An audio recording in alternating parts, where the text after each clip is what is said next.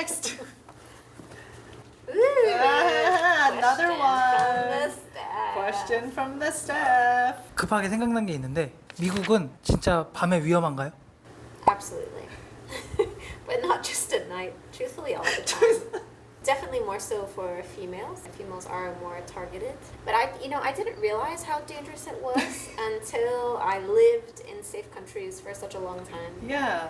Because I just grew up with, if I went somewhere alone as a female, I would like walk with like keys like, between my fingers, like just in case someone tried to attack me, I could like jab them with my sharp keys. Like that was normal for me. And I look back now and I'm like, wow, like always living prepared for someone to attack you. Night, things exponentially get a lot more unsafe. I think also in the States, we don't really have many public cameras. Like the CCTV thing is like, security cameras. Because it's against people's like right to privacy is a huge issue. So because there's so many like houses, like personal, private property houses. So a lot more things happen after dark. So I remember my parents, always were like, if I wanted to go somewhere alone, especially after dark, they were always like, never, like I need to go with you. Or because all the Koreans that I talked, or not all of Koreans, but a lot of the Koreans that I talked to, they're always afraid. Like they want to go to America, but they're also afraid to go to America. And I'm just like, why? And they're like, because they have guns. I was like, and I also, the thing that I keep telling them is, you have to be in that kind of neighborhood because there are safer neighborhoods. Depending on which neighborhood you go to, it's safer. And some neighborhoods are a little bit more dangerous. But now that you mentioned the key thing, I think I used to do that too. And I took self-defense classes in college because I just thought that was cool. Not for self-defense necessarily, but... Now, how many times have I ever been attacked? Never. I've never been attacked by anyone. But it's just the expectation that it might happen. Yeah. You're always aware of your surroundings. And I always used to go places with friends. I don't think I ever gone anywhere far alone, I don't think. On a scale of talking about safety and those kind of things, there are countries that are much... I have a friend who's grew up in South Africa. Oh. And it was a guy, and he told me he had been mugged only 3 times. Only three times in his life. And I was like, wow. And he's a guy. Yeah. And that happened to him 3 times. Yeah. I've had, and because of the country that I grew up in, I've been pickpocketed a few times too. So I guess compared to that country, America was safer, I guess, in my mind. So if you were to give some tips for Koreans who are traveling to the States, what kind of safety tips would you give them?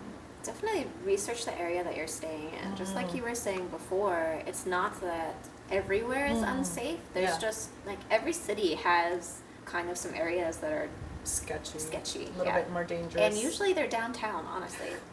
So if you're like trying to stay right in the center of downtown in almost any city, that's usually kind of the areas that are the more unsafe areas. Yeah. So keep that in mind. Scout that out. Personal belongings. Yes, I say that's the biggest one, is watch your stuff. Don't leave your stuff. Never leave your stuff sitting out. Yes. And then go to the bathroom. Never. This is not Korea. Yeah, unfortunately, if you're studying at a cafe, you got to pack up everything to get to the bathroom with you, and then come back and risk the chance of your table being taken. Unless someone's watching your stuff for you, then...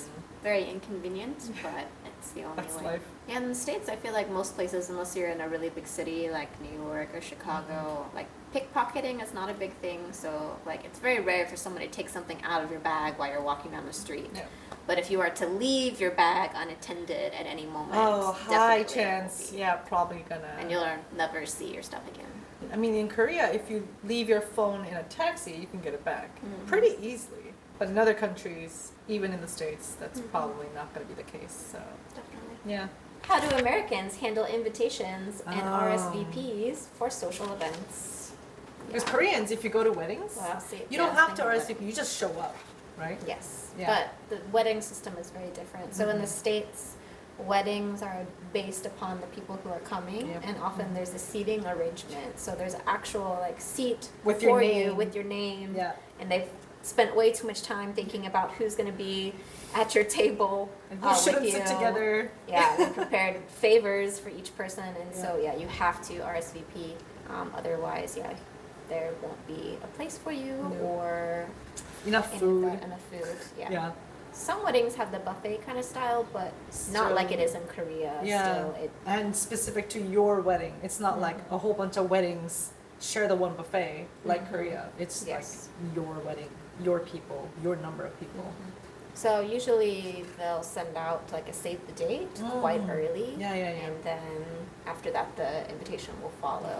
Yeah. And then, they'll have a certain deadline for the RSVP. So usually it's actually, when you receive a wedding invitation in the States, it's usually like quite a while until the person is getting married. Yeah, like under a 6 year. months. Yeah, under a year, but definitely like 6 months. But here it's Like- so funny all the time. Friends are like, "Oh, I'm getting married. I want to give you my wedding invitation." They're getting married like in 2 weeks, and I'm like, "That's barely any time to like Make adjustments make to my adjustments." schedule. Exactly.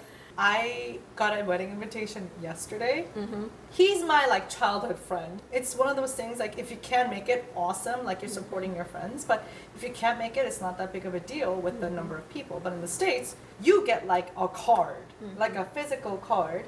With the RSVP card and the number of Mail in. people, like, are you bringing a +1 or, sometimes you're not allowed to bring a +1 or whatever. Like, you have to mail that in for them to figure out how many people are coming. So I guess RSVP is not that big of a deal in Korea, but in the States, it's like you have to. Yeah. Let's see your enthusiasm. Yeah! Oh. Is it culturally acceptable for American adults to rely heavily on their parents financially or emotionally? No. I'm gonna say no to this one. Is it acceptable? Not acceptable. I mean, when they're younger, but once you're adults, as we talked about, Yeah.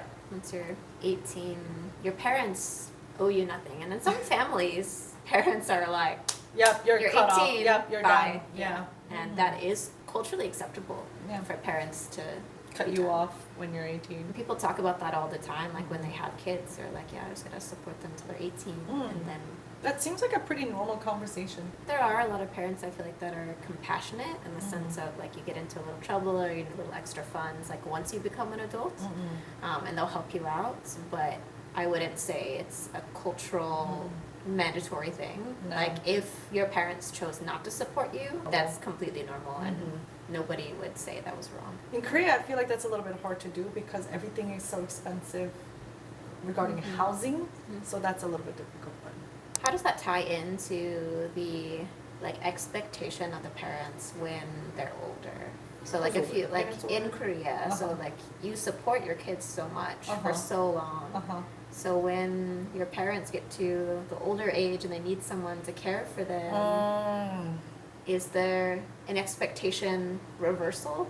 From the limited knowledge that I have about Korean culture, I think at a certain point, I guess it might depend on family. At a certain point, some families, they assume that they will live with their parents as they get older, as they cannot live by themselves, maybe without any help. Especially if one of the parents has passed away and there's only one parent left. I think there is a little bit of pressure to, live with their parents or live close enough that they could go to them if they need help. Some of my students, they're married and they have separate apartments, but they live pretty close to their parents, I think. But that's from my limited knowledge of Korean culture.